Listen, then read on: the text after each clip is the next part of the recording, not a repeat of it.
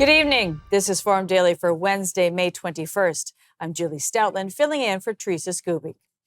U.S. President Donald Trump unveiled plans for a new missile defense shield, insisting that Canada's involvement, quote, automatically makes sense.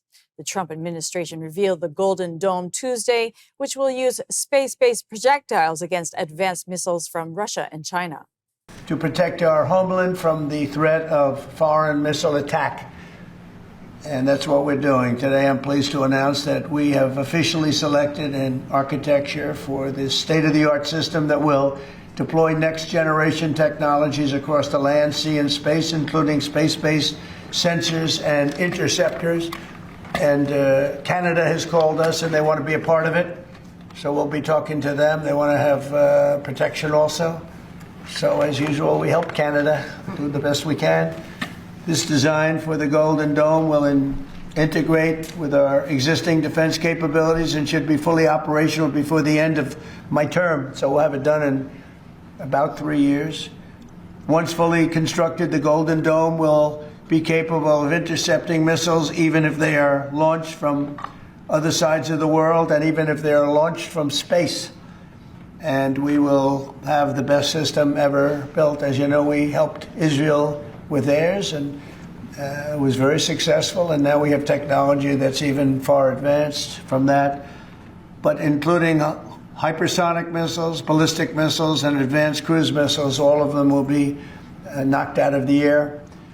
We will truly be completing the job that President Reagan started 40 years ago, forever ending the missile threat to the American homeland, and the success rate is very close to 100%, which is incredible when you think of it. You're shooting bullets out of the air. I'm also pleased to report that the One Big Beautiful Bill will include $25 billion for the Golden Dome to help construction get underway. That's the initial sort of a down deposit. And we have probably, you're talking about, General, we're talking about $175 billion total cost of this when it's completed. This afternoon, I'm also announcing that I will appoint, very importantly, General Gutlein to lead the ambitious new effort as the direct reporting program manager for the Golden Dome. A very talented man, and I'm very honored to have been the one that helped to have really created Space Force.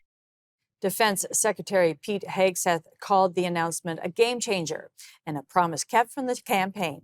Ultimately, this right here, the Golden Dome for America, is game changer.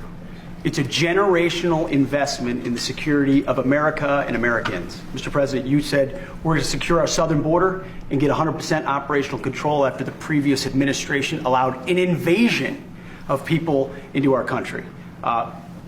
President Reagan 40 years ago cast the vision for it. The technology wasn't there. Now it is, and you're following through to say we will protect the homeland from cruise missiles, ballistic missiles, hypersonic missiles, drones, whether they're conventional or nuclear.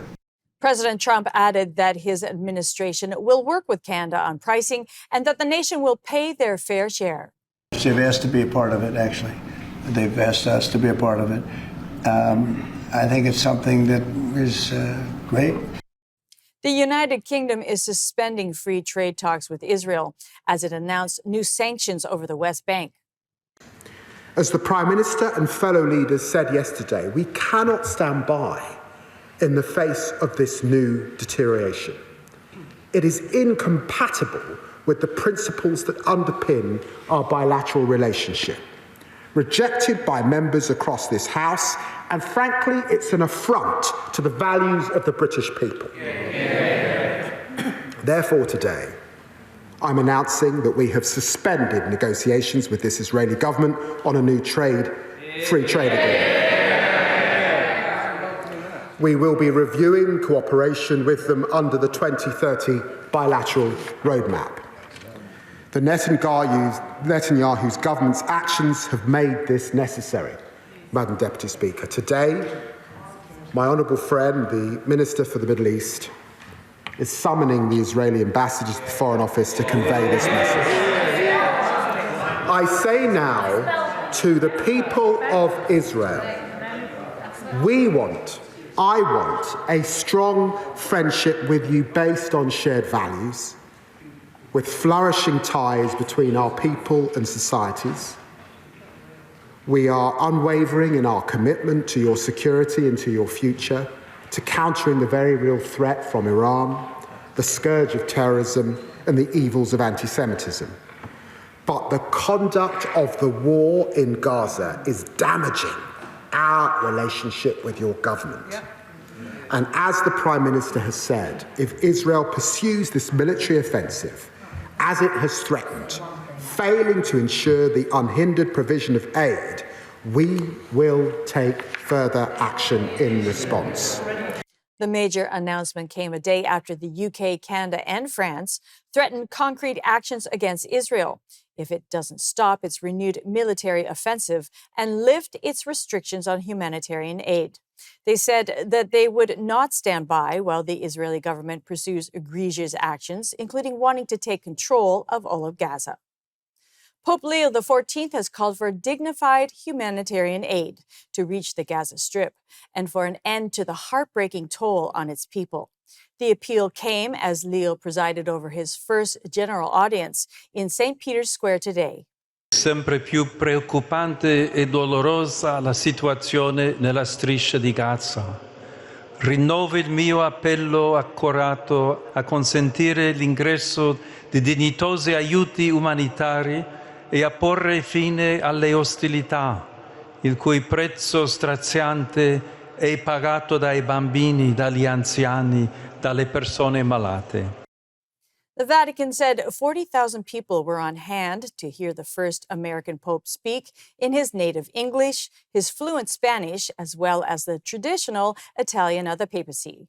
He came just 2 days after 200,000 people, including Prime Minister Mark Carney, attended his inaugural Mass on Sunday. A new poll suggests that just over half of Canadians trust Prime Minister Mark Carney.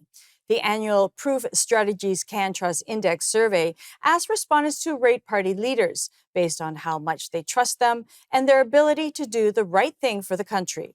The results suggest that Canadians have more trust in Mr. Carney now than they did in former Prime Minister Justin Trudeau after he first took office.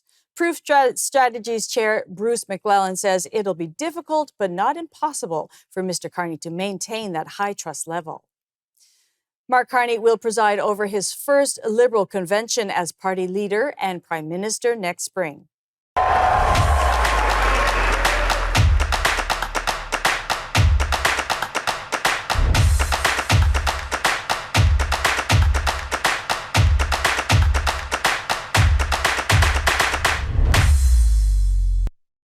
It will come a year after Carney won a resounding leadership mandate from party rank and file on a first ballot victory in March. The Conservatives have not yet scheduled their next convention. A monarchy expert says that next week's royal visit by the King and Queen will highlight that Canada's sovereignty still matters. King Charles III will open the new session of Parliament on Tuesday after he and Queen Camilla hold a public event in Ottawa on Monday. Carleton University Associate Professor Philippe Lagacé says that it's rare that Canada gets to use the crown in this way. He says that it's a useful symbol at a time when the very existence of Canada is being questioned by the U.S. president. Top economic officials from the G7 countries are gathering for a full day of closed-door discussions in Alberta. They'll examine the global economy in the wake of U.S. tariffs, which have caused many countries to reconsider their trading relationships. U.S. Treasury Secretary Scott Bessent plans to use the meeting to discuss the need to address global economic imbalances and non-market practices. Canadian Finance Minister François-Philippe Champagne says he's looking forward to meeting with Bessent to talk about how they can work together. This morning on Parliament Hill, a coalition of advocacy groups proposed an initiative for the upcoming G7 Leaders Summit that relates to education, peace, and security. Canada's leadership at previous G7 Summit has resulted in real measurable results. In 2018, Canada's investment at Charlevoix reached 4 million girls in crisis-affected countries with quality, safe education in just 3 years. In 2010, the Muskoka Initiative saved 400,000 children's lives and reduced maternal mortality by 45% in its first 2 years alone. That is why 40 education and peace and security actors have come together to call on Prime Minister Carney to leverage the upcoming G7 Leaders Summit in Kananaskis to strengthen public education systems, prevent conflict, and build more stable and secure communities here at home and around the world. We stand ready to work with the Prime Minister to make the 2025 G7 Leaders Summit a success. All right, don't go anywhere. Up next, Canada's small business community sounds the alarm about the impact of another potential Canada Post strike. We'll have these stories and more when we return, so stay with us. Forum Daily will be right back.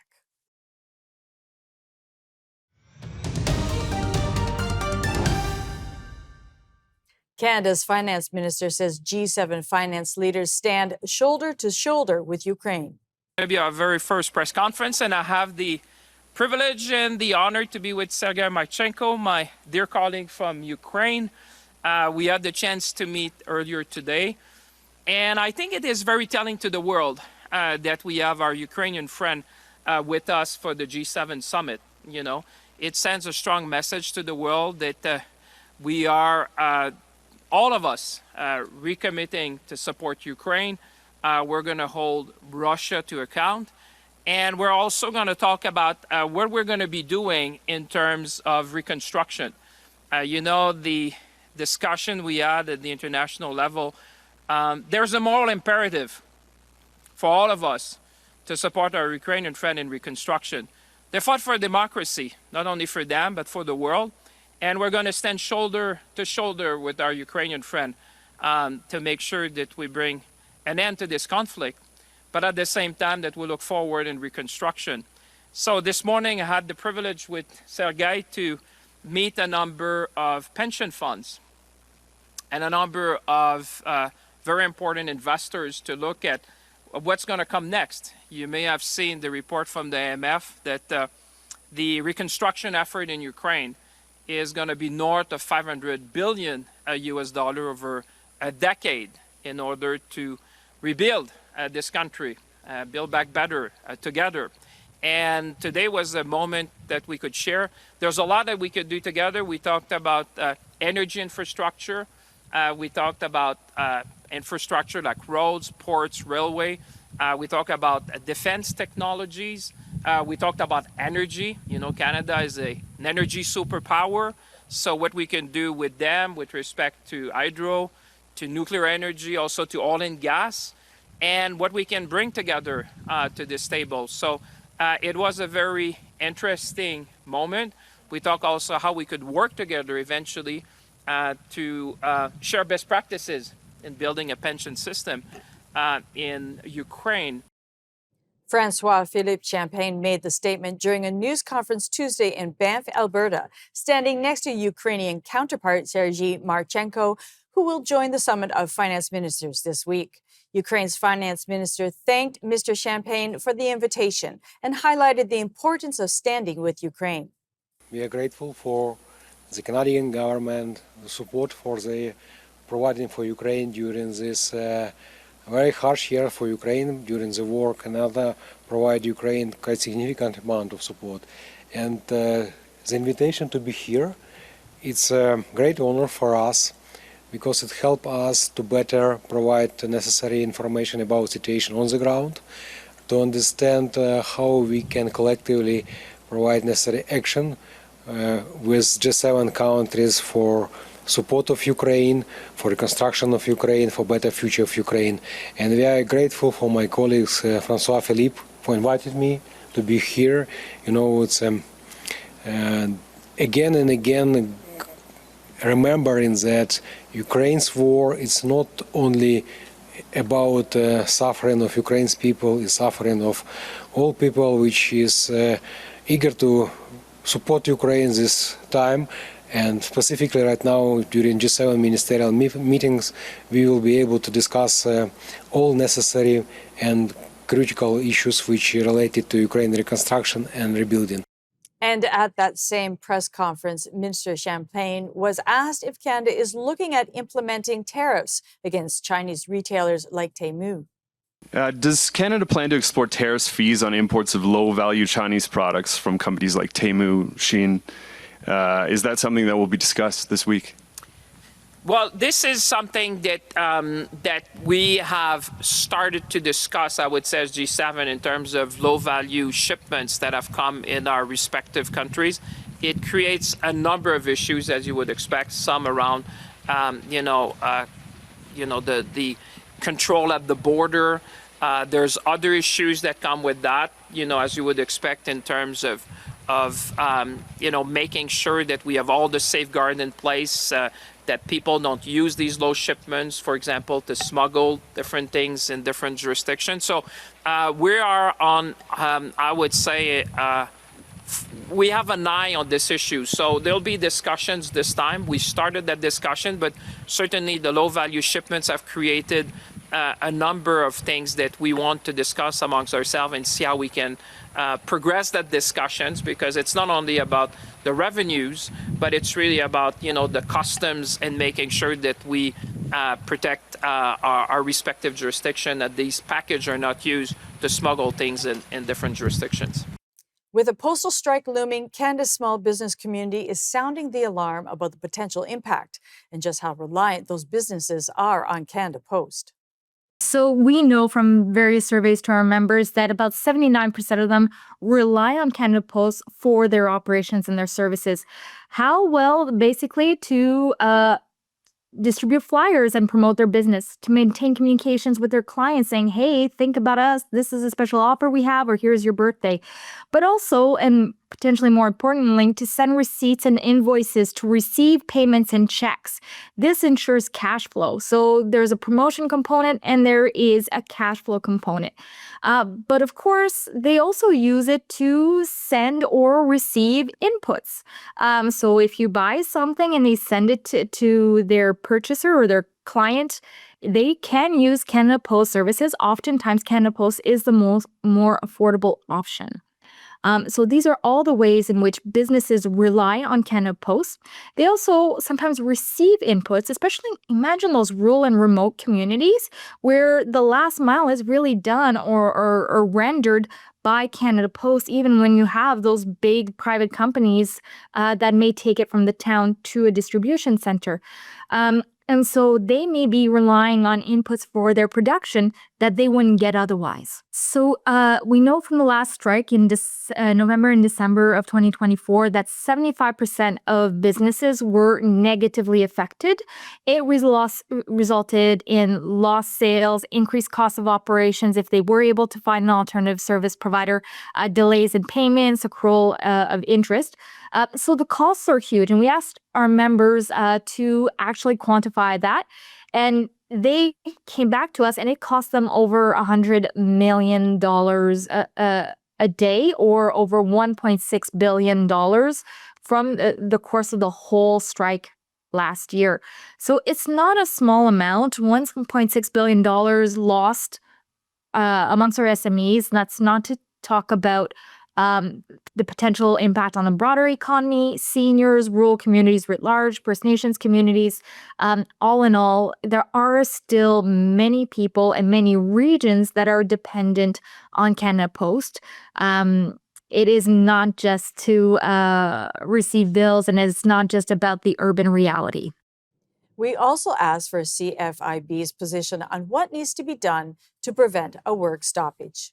First and foremost, we want Canada Post and the employer representatives and the employee representatives to come to an agreement to ensure there is no work stoppage, to realize and to take into consideration the Will Kaplan's report about how Canada Post can evolve to reflect current and future market needs, because right now it's insolvent. It is not sustainable as it is currently operating, and I think both parties needs to work together and make progress to achieving that.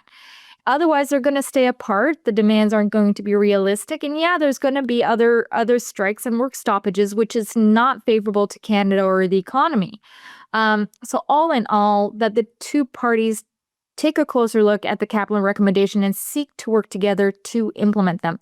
If those two parties are in an impasse, then the government needs to intervene.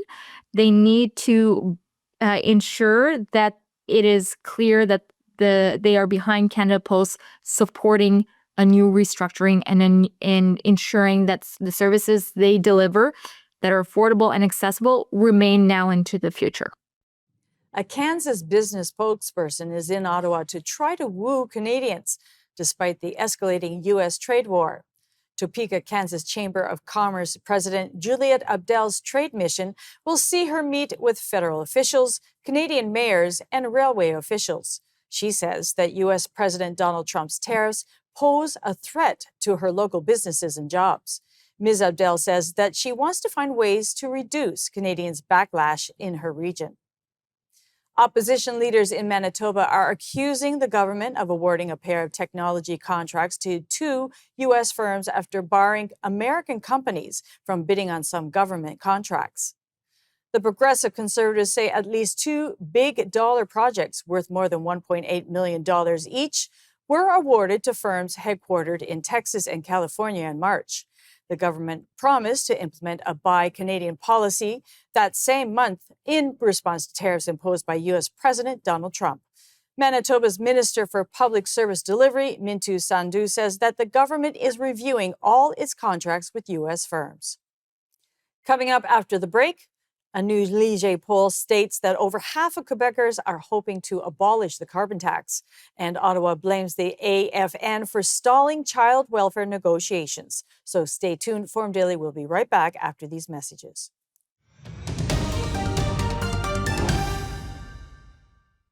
Weeks after Mark Carney scrapped the federal consumer carbon levy, more than half of Quebecers want their province to follow suit.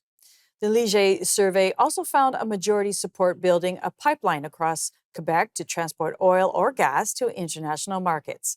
Nicolas Gagnon from the Canadian Taxpayers Federation joined us for his reaction to the new poll numbers. I have to say that it's not exactly surprising. As we say in French, there is this expression, the return to reality can be sometimes very brutal. And that return to reality started on April 1st when every Quebecers realized that not only we were the only one to be stuck with a carbon tax throughout the entire country, but also that indeed we do pay a carbon tax. The politicians in Quebec have been playing with words for many years, for almost 12 years, ever since the cap and trade was put into place.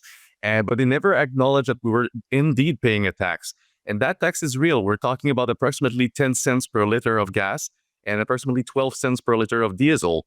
Overall, for a family of 4 with a single family vehicle, we're talking about a bill that is going up to $40 a year.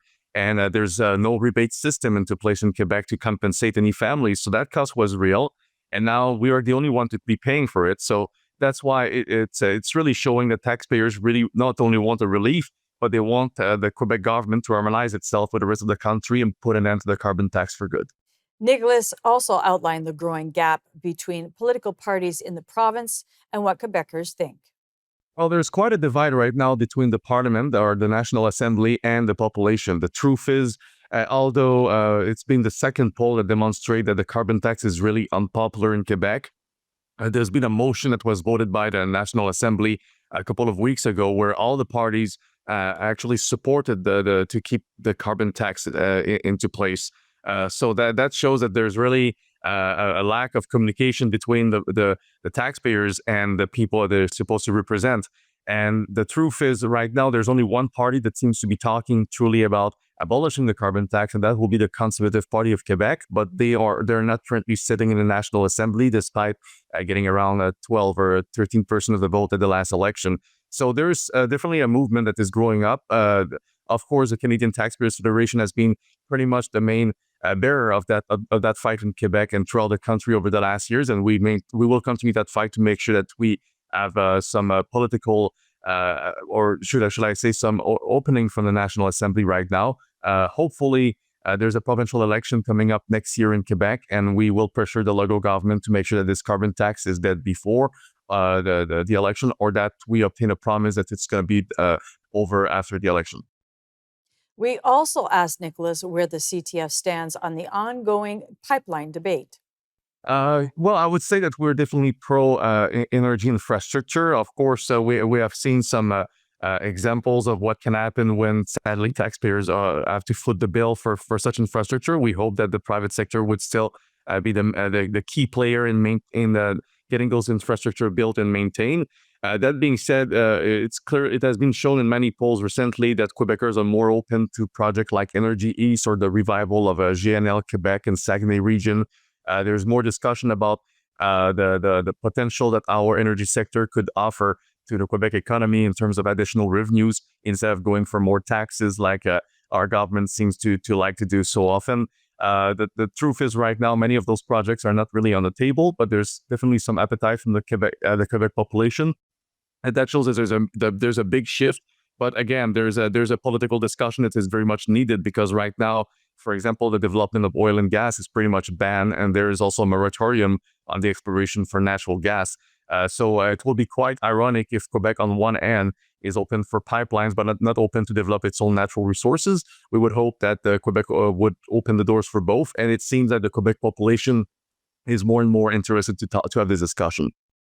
The federal government blames the Assembly of First Nations for stalling child welfare negotiations and calls the AFN's request unreasonable. Ottawa told the Canadian Human Rights Tribunal the negotiations no longer work, and there's no point in continuing. Cindy Blackstock helped to launch the initial human rights complaint and says the government's statement looks like it didn't want to take responsibility. This morning, Ontario's finance minister announced that Ontario is creating a new Indigenous financing program and that the province is earmarking $3 billion to support it. We're going to need all hands on deck to unleash this economic potential of these critical minerals, and we will work alongside Indigenous partners in the North to do it. And we're starting right now.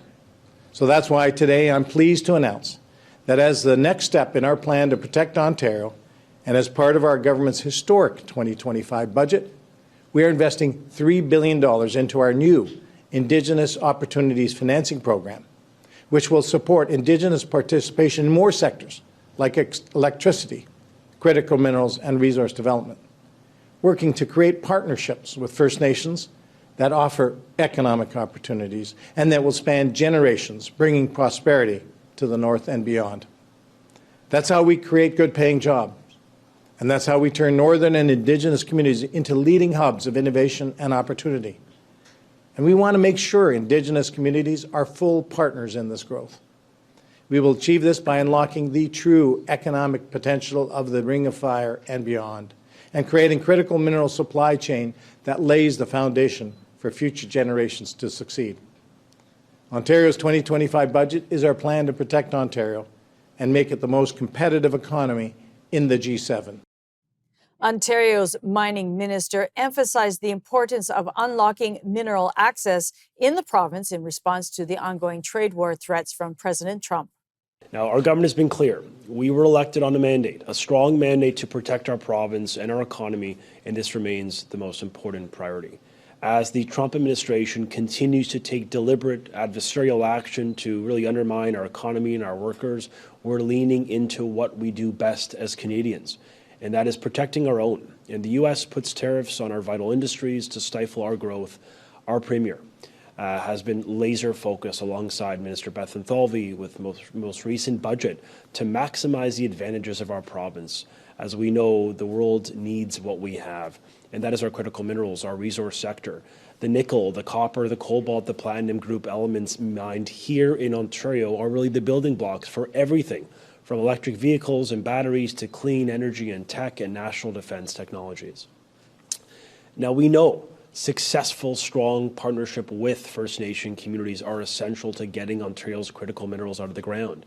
Indigenous leaders have called on government to further step up to support capacity building, which means helping Indigenous communities navigate the numerous and complex consultations underway. 2 Indigenous organizations have issued eviction notices to a number of Quebec forestry companies. They sent the notices to 11 companies, ordering them to immediately vacate the unceded Indigenous territory. The letters are a response to the Quebec government's proposed forestry reform, which has drawn opposition from environmentalists and First Nations. The Indigenous organizations say the bill was tabled without Indigenous consent. The CRTC is considering whether to include a cultural element in its definition of Canadian content. The National Film Board says that not including cultural elements risk erasing what makes Canadians who they are. But a consumers group, the Public Interest Advocacy Centre, says having a test to define who or what is culturally Canadian would be, quote, highly problematic. We say, in case you haven't heard it enough, Canadian content remains a vital, relevant policy objective. Second, we recommend that the definition of Canadian programming should promote diversity, be flexible, simple, and people-centered, and should not have a cultural elements aspect to it. With regard to the proposal to include cultural elements as part of the assessment criteria, we recommend strongly against that. Identifying and including a specific cultural element or a series of cultural elements in a truly objective manner will be very difficult and will also risk excluding programming that reflects different Canadian communities, groups, views, and values, including those of equity-deserving groups. Thus, fixating on specific cultural elements may undermine rather than promote Canada's diversity, which contradicts the Broadcasting Act's values of multiculturalism and inclusion in broadcasting. In regard to the example in the UK, which was mentioned in a couple submissions, the cultural elements criteria in the UK in their test is reviewed and assessed by a special institution that determines whether the proposed cultural elements within the content are essentially British enough to be considered British content. We view that a Canadian application of this approach or any other cultural elements test where a small group of people are attempting to objectively decide what is and who is culturally Canadian is being highly problematic. Canadian content and its criteria thus should remain focused on Canadian people being employed in key creative positions from diverse groups and communities. And this, in our view, is the most objective and practical way to measure how Canadian a project is. Up next, the Canadian Nurses Association announces a new membership model. Stay tuned.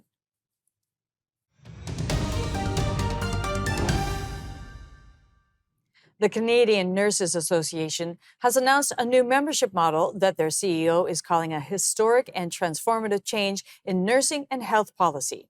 Dr. Valerie Gurdisa joined us for more on the specifics of the announcement. So CNA has been the professional nursing association for Canada for 117 years, and during its evolution, it's had different membership models. And over the past decade, many of the provinces and territories have put in new legislation that decoupled or disconnected the associations from the regulatory bodies. So the regulatory bodies are accountable for, sort of setting the competencies for an individual to enter a profession, ensuring a standardized licensure exam is set across the nation, and then continuing to monitor based on standards of practice if there's any disciplinary issues and ensuring that nurses are meeting the minimum practice standards to meet the needs of Canadians. So with that decoupling, so having them broken apart over the last decade, what that resulted in is many of the jurisdictions you would automatically be a member in CNA if you were part of a regulatory body and like joint regulatory body and association. And with those changes, what we saw is many of the associations across the nation that were not pre-established, which included the Western provinces, and currently there's none in Atlantic Canada. The only province where they've had an association for decades is Ontario, with both the RPNs and the RNs through RNAO and We RPN. This resulted in us having to find a way to bring back the jurisdiction. So for Alberta, they had a pre-established corporate entity that they established a few years back called Alberta Association of Nurses, and they wanted to rejoin the National Association. So we are doing it as a new structure, like a corporate partnership. And then for Newfoundland and Labrador, they don't have an association. So this is a group of nursing leaders that have come together over the last 2 years that want to find a way to bring their provincial voices back to the national tables and federal tables. Many people would think that, decoupling was the right thing to do because you are taking the lobbying function away from the regulatory function. But at the end of the day, a professional association is solely focused on the public interests for Canadian nursing and nurses to better meet the needs of Canadians. So we promote anything within our publicly funded not-for-profit health system that ensures that we advance nursing excellence and provide the best possible outcomes for Canadians. So in a way, our voice got weakened, and we're bringing our voices back together to strengthen them together nationally. Dr. Gradisa also outlined the benefits that the structural change will have for the industry. Well, if we even think in a broader context around the value of Canada being unified, especially with the current geopolitical tensions and the impacts of the trade war, we are seeing it in the same way as a profession. We represent 500,000 Canadians. We are 1 in 57 voters. So when our voices are unified provincially and territorially to the federal tables, we can come together with unified solutions that ensure that Canadians are getting their best value for their tax-paying dollars, and that the nursing workforce is being fully optimized, and that we're focused on strategies that bend the cost curve and ensure that our money is being spent in the most fiscally responsible ways. Security experts held a news conference today to advocate for digital resilience in the face of growing cyber threats to Canada, calling on Canada to play a leading role. Kyle Matthews, Executive Director of the Montreal Institute for Global Security, says that authoritarian actors around the world are targeting Canadians, as well as democracy overall, and that more needs to be done to build digital resilience, both internationally and here in Canada.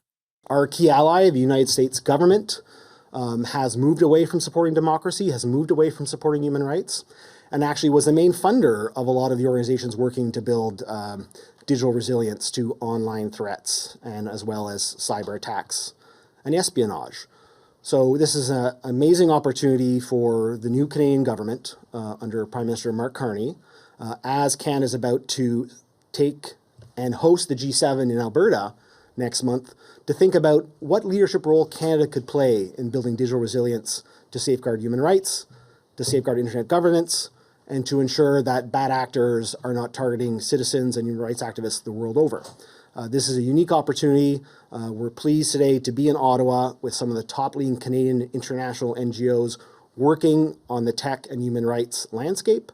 And we are going to be hosting the Digital Resilience Forum later this afternoon. The founding director of Equality.org, Dmitry Vitaliev, says that while many of Canadians' online activities shouldn't involve our data crossing international borders, this still occurs regularly in practice, and that Ottawa needs to invest in Canadian internet providers to prevent this from happening. He added that Canada needs to operate on a global network that is governed by international accords and principles of protection and privacy. We can do this by supporting internet freedom programming, which has led to the creation of secure messaging tools like Signal, whose protocol is also embedded and encrypts conversations in over 3 billion devices. Web security services like Deflect, which protects thousands of independent media and civil society websites from cyber attack. Open source technologies that help people route around network censorship, such as VPNs, Tor, and Sino browser.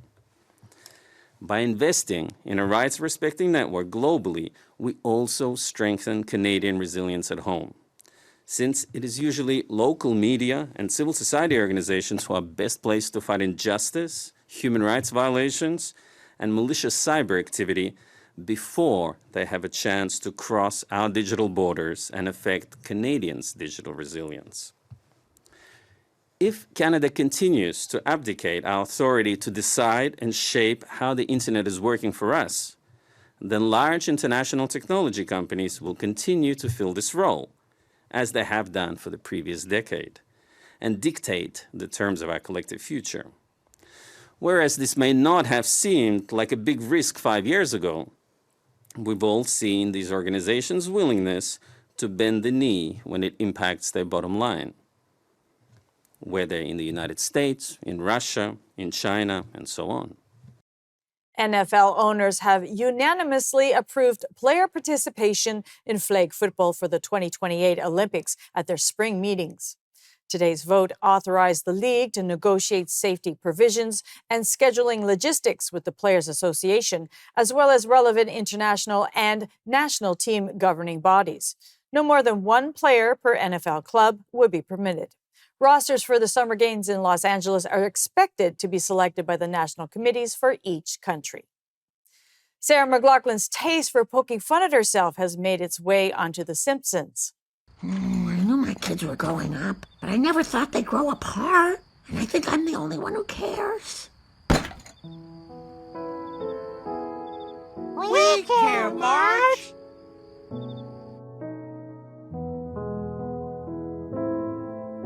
When Bart and Lisa loved us, things were just so beautiful. Blood would flow, but also so would love. They'd laugh at all our violence and horrors quite unsuitable for children as guts rain from above. But then one day things weren't the same. Babies loved us, we were lame. They used to spend so much time with each other, and now they barely seem like sister, brother. And it breaks the heart of their sweet loving mother. Now that Bart and Lisa don't love us.